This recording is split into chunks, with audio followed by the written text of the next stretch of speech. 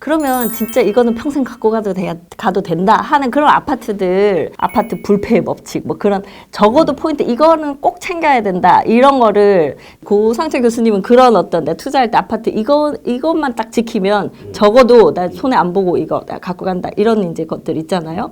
네, 그 어떤 포인트가 있을까요? 그럼 아파트를 나한테 얘기하는 거야?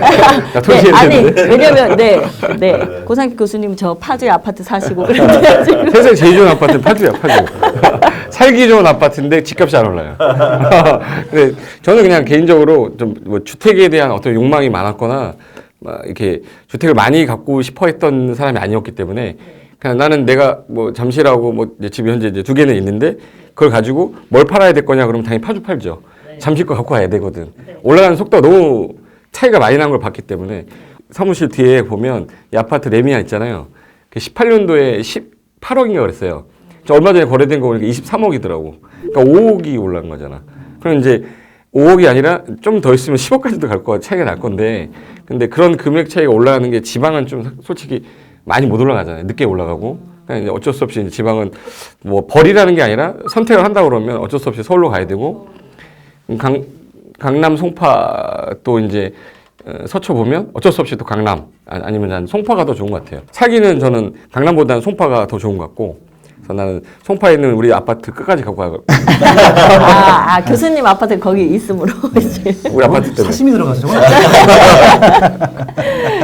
형이래. 저는 요즘 이제 사실 문재인 정부가 뭐 잘 아시다시피 이제 정책의 핵심 중에 또 하나가 이제 도시 재생 사업이지 않습니까? 네.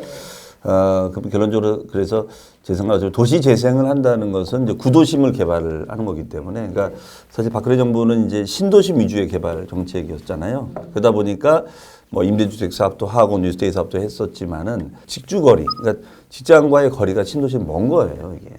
그리고 다시 구도심으로 몰리는데 또 구도심에가 환경이 안 좋잖아요. 근데 그거를 지금 도시재생 사업으로 풀어내고 있기 때문에 제 생각에는 도시재생지의 그 구도심 중에서 어떤 직주거리가 또 이렇게 잘 연결이 돼 있고 또 교통망이 돼 있고 그러니까 지역이 어디냐고 지역이 물어보잖아요. 네. 그런데 또 어느 지역을 얘기하면 또 저게 되잖아요, 그렇죠? 저는 아무래도 제가 좀 익숙하고 그런 것이 있는 데가 뭐 청량리 같은데, 청량리라든가 고 주변. 네, 그 일대가 저는 개인적으로 또 청량리가 제가 알기로도 뭐 지금 소위 말해 KTX 노선 들어와 있고 도시 재생 사업을 크게 예정되어 있는 걸로 제가 알고 있기 때문에 또 청량리가 앞으로 이제 강남과의 접근성도 좋아질 수밖에 없기 때문에 그런 면에서는 좀 굉장히 가능성이 있지 않을까 그렇게 좀 생각해 봅니다. 그렇지. 네. 나는 청량리 그러면 난 용산이 더 나을 것 같아. 용산. 용산 어때? 그렇죠. 용산은 이제 비싸죠. 용산은 난 좋은 것 같은데 비싸서 그렇지. 뭐 강남 정보 다 알지만. 자, 그러면은 이제 또 우리 김학렬 소장님의 그런 아파트 투자 불패의 법칙 한 가지로 들어보겠습니다. 저는 이제 정부에서 분석하는 것들 그대로 그냥 분석이 정확하다고 생각을 하고 있어요. 그러니까 지금 정부가 규제를 하는 지역들이 있거든요. 네. 그 지역은 규제를 하지 않으면 가격이 더 많이 올라가는 지역이기 때문에 규제를 하는 것들이기 때문에 현재 정부가 규제하는 지역들이 제일 일단 1순위인데 제일 강력히 규제하는 데가 제일 좋은 거겠죠. 그러니까 결국 지금 규제 지역이 투기 지역, 투기 과열 지역지구, 조정 대상 지역이 있는데 무조건 돈이 되면 투기 지역 들어가는 것들이고요. 투기 지역의 새 아파트 이건 천하무적입니다. 여기는 그냥 갖고 가시면 되고요. 투기 지역 내에서도 구축까지도 괜찮아요. 근데 이제 투기 과열지구, 조정대상 지역 같은 경우는 수요가 늘었다 줄었다 하거든요. 그때 다르기 때문에 그렇게 일단 우선 단계를 주시면 좋을 것 같고요.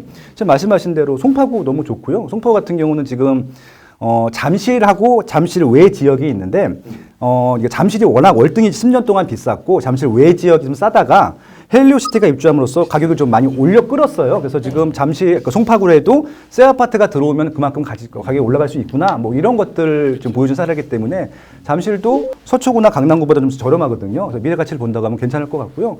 청량리 말씀하셨는데 동대문구거든요. 지금 청량리에 많은 분들이 모를 수 있겠지만 청량리에 지금 노선이 몇 개 있는 줄 아세요? 전철 노선이?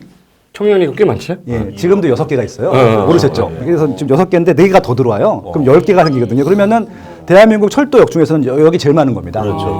일단 여기 하나 생길 때마다 그 입지 가치가 1조씩 올라간다고 보시면 돼요. 그럼 이제 한 10배가 올라가는 것들이잖아요. 그다음에 이제 거기서 출퇴근할 수 있는 지역이 넓어지기 때문에 근데 지금 문제는 이제 역이 생기는 게 중요한 게 아니라 그 역 주변에 양질의 주거지역이 생기게 되는 것들이거든요. 그렇죠. 다행히 최근에 전용 뉴타운, 답신 뉴타운 좀 개발 많이 했고, 그다음에 또 청량리 역 자체가 588 그 부지를 개발해서 동부 청과시장 부지를 부활해서 지금 한양 수자인 뭐 롯데캐슬 엘스카이 올라가고 다 올라가고 있어서, 그리고 이제 또 이쪽 다 지금 기존에 정지가 돼 있던 재건축 재개발이 다 진행이 되고 있거든요. 그래서 아마 청량역 주변에 신규 단지들 같은 경우 말씀하신 대로 다 좋을 것 같고요. 그리고 이제 잘 모르겠다 하시는 분은요, 그냥 제일 비싼 거 하시면 돼요.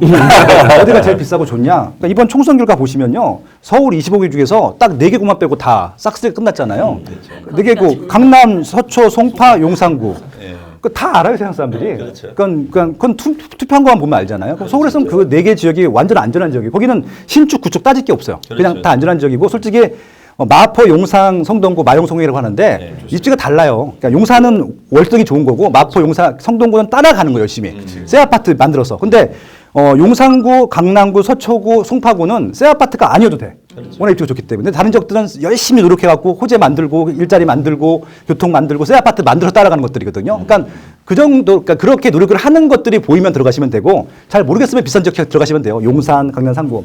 그리고 이제 경기도에서는 색깔 보시면 알아요. 이번에 분당만 빨개요. 그러니까 분당은 안전한 수요가 있는 거예요. 그렇죠. 그러니까 이제 1기 신도시가 5개가 있는데 분당, 평촌, 3번, 중동, 일산인데 나머지 4개 지역은 잘 모르겠다예요. 근데 분당은 주변에 어떤 게 들어와도 계속 가격이 올라가요. 근데 지금 솔직히 중동이랑 3번이랑 평촌이랑 일산 같은 경우는 옆에 경쟁 입지가 많이 들어오면요, 수요를 뺏깁니다. 그러니까 옆에 있는 신규 아파트가 더 비싸져요. 그건 언제든지 수요가 빠질 수 있는 가능성이 높다는 것들이잖아요. 그러니까 일단 절대적인 수요들이 있는 지역들을 먼저 주목하시고요. 물론 비쌉니다.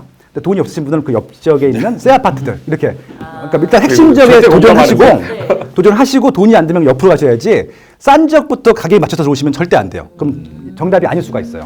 예. 과천도 비싸지, 과천은. 과천은요, 강남구 다음입니다. 그냥 서초구랑 동급이라고 보시면 좋을 것 같고요. 과천 제2의 같은 뭐 판교가 될 거다, 뭐 이렇게. 제2의 판교가 아니라 판교하고는 달라요. 그러니까 판교 위고요. 그러니까 과천은 한 번도 서울이 아닌 적도 없었어요. 그러니까 심지어는 2006년도에는요, 강남구보다 비쌌었어요, 과천이. 그렇기 때문에 과천 같은 경우는 그냥 서울의 한 개구, 그러니까 강남, 서초, 과천은 같은 권역이라고 보시면 될 것 같아요. 송파구보다 좋아요, 과천이. 그게 서울이 25개 구잖아요. 근데 과천까지 뽑아서 26개 구라고 그러더라고. 과천이 그만큼. 근데 과천이 인구가 다 해서 6만이 안 되거든요. 한 개 동밖에 안 되기 때문에 강남구의 한 개 동 정도로 보시면 돼요. 네. 역삼동 2 이렇게 봐야지. 네. 네. 그리고 뭐 이제 그 02를 써요. 그리고 실질적으로 지역 번호도. 예. 광명하고 비슷하게. 네, 이제 지역 번호 줄 때도 거긴 서울이나 다름없다 이렇게 줄 것 같아요. 네. 평당가가 같은 단지에도 다른 경우가 되게 많거든요. 네. 그거 가장 큰 게 어떤 거? 이게 단지별로 이제 소형, 중형, 대형이 있는데요. 수요층이 다릅니다. 일단은 이제 아파트는 기본적으로 30평대가 제일 기본 평형입니다. 방 3개에다가 화장실 2개 있는 거. 그럼 이제 4인 가족이 보통 그렇게 쓰는데요. 4인 가족이면 엄마, 아빠, 애들 둘입니다. 그러니까 엄마, 아빠, 애들 둘이 있으면은 집안의 중심이 애들입니다. 그럼 애들은 교육이 제일 중요하기 때문에 4인 가족이 쓰는 30평대가 많은 지역 같은 경우는 교육 환경이 중요합니다. 그래서 결국은 뭐 학군이라든지 학원가가 있는 지역들 같은 경우는 30평대가 제일 인기가 많을 것 같고요. 20평대 같은 경우는 이제 2명 내지 3명, 그러니까 2명이 제일 많이 삽니다. 근데 그들 같은 경우는 애들이었기 때문에 교육 환경보다는 출퇴근을 할 수 있는 그 역세권 부지들이 좀 인기가 많고요. 20평대 같은 경우는 40평대 같은 경우는요, 이게 좀 사는 느낌이 들거든요. 그래서 40평대, 50평대 같은 경우는 수가 많아서 사는 경우는 이제 별로 없어요. 내가 이 지역에 40평대, 50평대 살 정도로 경제적 여력이 있다는 것들을 남들한테 보여주고 싶은 것들이거든요. 겉으로는 그런 얘기 절대 안 하겠지만. 그렇기 때문에 40평대 같은 경우는 기본적으로 지명을 얘기했을 때 고급 입지여야 돼요. 부러워하는 입지. 예를 들면 이런 것들이죠. 나 강남 압구정동 50평대 살아. 부럽잖아요. 막 친하게 지고 싶고, 내 애가 있으면 결혼도 시키고 싶고. 그렇게 되는 거죠. 근데 경기도가 31개 시군이 있는데 제일 싼 땅이 연천군입니다. 평당 400만 원 정도 하는데, 나 연천군에 80평대 아파트 살아. 하나도 안 부럽거든요. 그렇죠. 그런 것들이잖아요. 결국은 그런 지역 같은 경우는 오히려 교통이 불편하기 때문에 걱정이 되는 것들이죠. 그럼 정리를 하면은 20평대 같은 경우는 교통이 편리한 지역, 특히 역세권 부지들이 좀 강할 거고요. 그때가 아마 20평대가 제일 비쌀 겁니다. 그리고 30평대 같은 경우는 학군이 좋은 지역들이 30평대가 비쌀 거고요. 강남 같은 경우는 조합들이 일반 분양분을 중소형 주고요. 대형들은 다 갖고 갑니다. 일반 분양분이 아예 없어요. 그렇기 때문에 강남 같은 경우는 대형 평형이 더 인기가 많고, 그렇게 보시면 될 것 같습니다. 요번에 이제 그 고양시 덕은지구가 분양가가 서울보다 높다, 뭐 이런 얘기들 나오면서 김학열 소장님이 분양가를 책정하고 뭐 하는 이제 그런 것들을 그런 데 관련된 뭘 하셨던가요? 한국갤럽에서 네. 예, 수요 조사를 담당했었고요. 그러니까 어떤 것을 의뢰받냐면은 뭐 삼성물산, 현대건설, 뭐 대림산업, 대우건설에서 저한테 의뢰를 해요. 특정 입지에 아파트를 분양하는데 분양이 잘 될지, 수요가 몇 세대가 있을지, 그리고 이제 분양가 얼마까지 받을 수 있는지 그런 것들을 위해서 제가 객관적으로 분석을 하는 것들이거든요. 그렇게 볼 때 지금 그 요번에 덕은지구에 나온 그 아파트들이 지금 너무 고분양가인 게 사람들한테 이렇게 주목을 받고 있는데 그거 어떻게 보시는가? 그러니까 고분양가가 아닌지는요, 인지 아닌지는 소비자들이 결정하는 것들이고, 그러니까 지금 그걸 제외한 나머지 아파트가 너무 싼 거예요. 그렇게 보시면 될 것 같고요. 근데 거기는 왜 분양가가 그렇게 책정됐냐면은 이게 원가가 비싸거든요. 거기가 LH공사에서 토지를 분양을 했는데 시행사에서 비싸게 어차피 이제 돈을 또 많이 지불하는 사람들, 경매랑 똑같은 거잖아요. 낙찰이 됐는데 비싸게 낙찰을 받다 보니까 거기다 건설비 더해서 분양을 하려다 보니까 비싸게 분양할 수밖에 없었잖아요. 그럼 결국은 잘못은 시행사나 건설사가 아니라 비싸게 이게 요즘 다 추첨식인데 거기는 이게 경매식이었거든요. 그러니까 비싸게 판 LH 잘못이고 국토교통부 잘못인 거잖아요. 그러니까 그거는 그 시행사 견도사 잘못이 아니에요. 택지 단가가 올라가니까. 그러니까 지금 허구에서 분양가를 억제할 수도 없어요. 원가가 높기 때문에. 그러니까 자기들이 이제 싸게 분양한 것이 아니기 때문에. 그러니까 할 말이 없는 거예요. 비싸게 샀기 때문에 비싸게 파는 거죠. 근데 그 시행사 입장에서 보면은 분명히 수지 분석을 할 때, 수요 분석을 할 때 그 분양가에 분양을 해도 되니까 그 가격에 용지를 분양받았을 거잖아요. 신정 뉴타운 있습니다. 양천구 신정 뉴타운에 호반, 서밋, 목동이 분양을 했는데 2,400이 분양했습니다. 주변에 있는 아파트가 다 4천, 5천인데 2,400 분양은 반값도 안 되는 거잖아요. 그러니까 거기가 싼 거지 덕양구가 싼 건 아니거든요. 예. 그렇게 보면은 지금 그 재개발 재건축 하는데도 계속 분양가를 이렇게 못 올리게 막 다 눌러놨잖아요. 그럼 대표적인 게 둔촌주공 아파트. 그러니까요. 지금 새로 입주한 그라시움 아르테온이 5,500까지 갔는데 지금 허그에서는 2천만 원대 분양을 하라고 하는 거잖아요. 근데 지금 고덕동보다 둔촌동이 월등히 좋은 지역이거든요. 그러니까 6천이나 7천에 해도 분양돼요. 근데 지금 반값도 안 되게 분양하라고 하니까 조합 입장에서 보면은 추가 분담금을 더 많이 내야 되잖아요. 조합 입장에서 보면은. 그래서 지금 뭐 후분양으로 가네, 그냥 통매가 가네, 지금 그런 거 고민하고 있는 거죠. 그래서 이거는 뭐 방송에 지금 내보낼 수 있는 건가 아닌가 모르겠는데 어떤 정책이 그러면 나와줘야 실제로 좋은 정책일까 우리가. 이건 방송 나가셔도 되고요. 전체적으로 저는 국토교통부에도 제안을 많이 했고 서울시에도 많이 했고 가격은 건들면 안 돼요.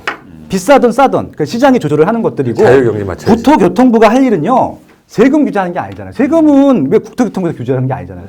국토를 효율적으로 개발하고 살기 좋은 주거 환경을 만드는 게 국토교통부의 일이잖아요. 그러니까 가격은 시장에 맡겨두면 되는데 이게 단기간 올라갈 수 있잖아요. 그거만 참으면 되거든요. 몇 개월만 참으면 되는데 그걸 못 잡으니까 잡고 있으니까 움츠렸다가 그냥 뻥튀기가 되는 거잖아요. 거품이 생겨요. 그러니까 지금 이게 규제를 누르다 보면은 이게 억제할 수가 없는 거잖아요. 그러니까 지금도 최근에 주가 담합이기 때문에 막 검사를 하고 그러는데 이게 너무 넌센스한 거예요. 그러니까 담합을 할 수가 없거든 주택 같은 경우는. 그러니까 예를 들어서 통신사가 KT가 있고 SK가 있고 그다음에 뭐가 있나요? LG가 있죠. 이 셋 중에 하나 선택해야 되죠. 여기는 선택의 방법이 없어요. 담합하면 큰일 나요. 이런 거 담합하면 안 되죠. 근데 집은 이 아파트가 안 되면 옆 아파트 가면 되고 그 입지가 다 비싸. 그럼 옆 지역 가면 되는 거잖아요. 전국에 다 대안이 있는데 그걸 담합한다고. 그러니까 이게 담합을 하면 가격이 올라간다고 생각을 하는 것 자체가 발상이 너무 낮은 거예요. 절대 담합한다고 가격이 올라가지 않습니다. 왜냐하면 그건 소비자가 결정하는 거지. 담합해서 가격 올렸는데 그거를 가격을 하게 되면은 그게 시장가예요. 담합해서 올라가는 게 아니라. 예. 혹시 뭐 김윤석 교수님도 그런 어떤 좋은 제안 글쎄 있을까요? 이제 사실은 뭐 저야 이제 뭐 세무 쪽이니까 네. 근데 강남 결혼종 집값을 잡기 위해서 이 모든 게 시작이 된 거잖아요. 근데 사실은 강남 집값이 안정화된 시점이 판교 신도시의 대체제가 생겼을 때 그때가 가격이 그나마 좀 안정화됐었다라고 제가 이제 얼핏 언론 기사에 본 적이 있었던 것 같거든요. 그래서 좀 더 이제 앞으로는 공급 정책이나 이런 것들을 특히 이제 도시 재생지에 대한 어떤 공급 정책이나 이런 또 재건축 재개발한 정책을 좀 더 이렇게 좀 자율적인 방식으로 반품과 거기가 그 재건축 그 지역에 리츠 자금이 들어와서 일부를 리츠가 좀 해결을 해주고 그래서 좀 조합원들의 이익도 대변해주고 또 리츠가 걸려서 임대 사업을 해서 공공성을 좀 하자 뭐 그런 것도 하나의 좀 아이디어인 것 같더라고요. 예를 들어서요. 그러니까 막 엄청난 아이디어들을 어쨌든 이렇게 풀어보려고 하는데 그게 다 이렇게 받아들여지지 않는 게. 그러니까 경제적인 선택들을 해야 되다 보니까 이렇게 좀 이렇게 모순이 되거나 억지 정책들이 나오게 되는 것들이거든요. 그러니까 강남을 그냥 포기하면 되거든요. 그러니까 자꾸 강남 하니까 사람들이 다 강남만 보고 있잖아요. 근데 대한민국 5천만이 강남에 살 수가 없잖아요. 50만밖에 못 살거든요. 그러니까 그렇죠. 다른 지역도 살기 좋다.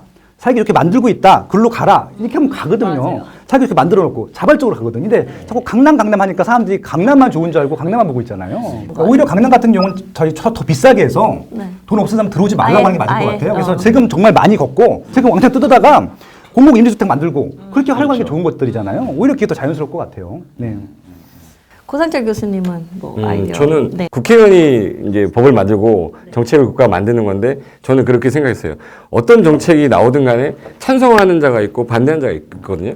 근데 저는 투자자 입장으로만 항상 봐왔기 때문에 저 정책이 나오면 아, 나 이렇게 움직여야겠다라는 생각을 했지 정책을 바로잡고 싶다는 생각 해본 적은 별로 없어요. 내가 올바른 정책을 만들 수 있는 사람이 되었을 때 이렇게 했으면 좋겠다라고 내 생각을 딱 만들어놔도 꼭 반대하는 사람이 있을 것 같아. 아, 이 정책이 나와서 투기가지 어디가 지정됐다.